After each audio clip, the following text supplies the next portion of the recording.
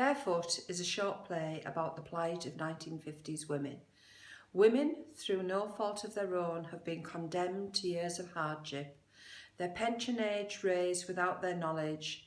These women have worked, supported their families and the country most of their lives, paid their national insurance only to be stabbed in the back by the governments. It is a crime that has been committed to each and every one of them.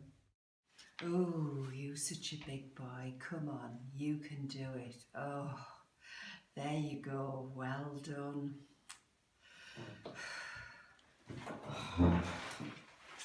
Oh, so they love it when I don't talk dirty to them. Oh, Matt, they think it's great. They think it's great. Oh, do you know what? I'm sorry, Shan, but I just can't do this anymore. I'm just not well enough. If I'd known that this was going to happen, I could have retrained. I could have planned something else to do with my retirement. But anything but bloody walking dogs and delivering leaflets at my age. It's funny, so sometimes when the iron lets off steam, I think it's extra heavy breathing. Oh. But I'm sorry, so I'll tell you what, I'll do it tomorrow. So no money, no pension. We can't go down the payday loan because that's absolutely desperate. That's the road to hell, Shan. A bottomless pit of desperation. It's a joke, so every time you go to the doctors, it's everything to do with age. When everything packs in and your legs drops off, it's down to age. Not that the government has taken that into consideration. Bent or broken, get to work. Get the whips out, you 3.9 million women. Broken bodies and broken minds. Some women have just given up. They can't cope with the financial hardship they've had to endure. Depression and suicide is on the rise. It just doesn't make sense. They've got it all wrong. The young people need to have work. They need to be paying into the pensions. They don't stand a chance, Shan. God help them. Living longer. They've got that all wrong.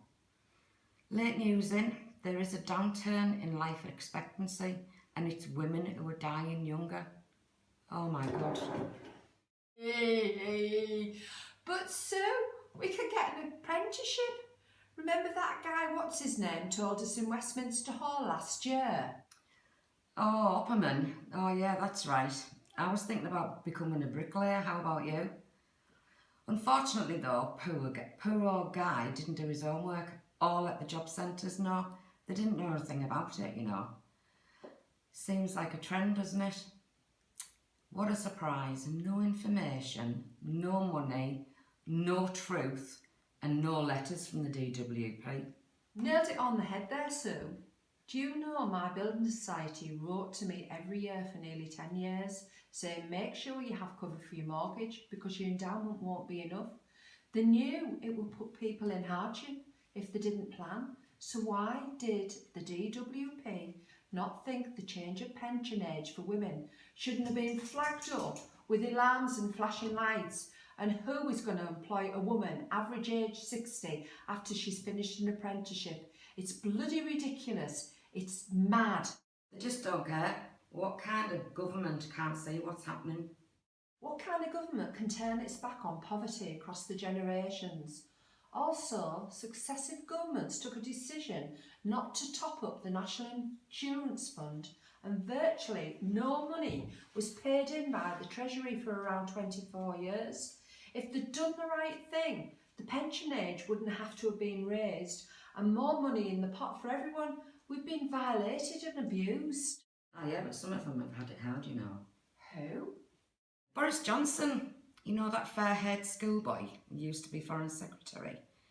He told his friends that his minister's salary of £141,405 a year wasn't enough for him to live on.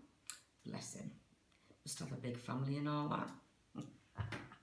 I know if I'd known that poor Boris was that hard up, I would have given him some of the money out. If I'd got my pension, I would have given him some of the money out of the 40 grand that they stole from me. Yeah, could have done that, Shan, but I feel like bloody screaming. I feel like crying too. No money for the women who have worked all their lives, worn themselves out in the process, who now have elderly family or grandchildren to look after. But they did market research, you know, when the decision was made to increase the pension age. I bet they looked at us all, flipping and flapping around, you know, like we do, like we're looking for our glasses when they're on our head, can't find our car keys. Some women have got 1 or 2 elderly relatives that they need to look after, or an ill husband. Some of them might be widowed. I bet they thought, daft buggers, they're all daft buggers. They won't notice, we'll just slip it in. Yeah, pull the rug from under their feet. They've lost a few marbles, lacking in clarity, menopausal. They won't protest, no. Apart from all that, Teresa's a woman. She's our age. Surely she must understand, shouldn't she? The fact is, she's not concerned, doesn't seem to understand the poverty she's subjecting women to. What woman would do that to the most vulnerable? A woman is supposed to nurture and care. Is she a woman or just a Prime Minister? I'd rather be a woman that cared. Keep 'em down comes to mind, Sian. It's hard enough just surviving, just managing to get through each day at a time. We've got no energy, we're fragmented, we're isolated, and we're worn down. Better still, take advantage of the ones that have saved a little bit. They've got a bob or two put away, so they'll squeal a bit less. They won't complain, and by the time all their money's gone, guess what? They'll have the state pension to live on. So when all the savings are gone, and if you live long enough, then joy, you'll get your state pension.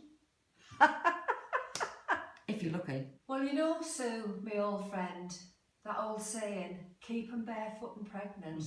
Well, we can get pregnant. No.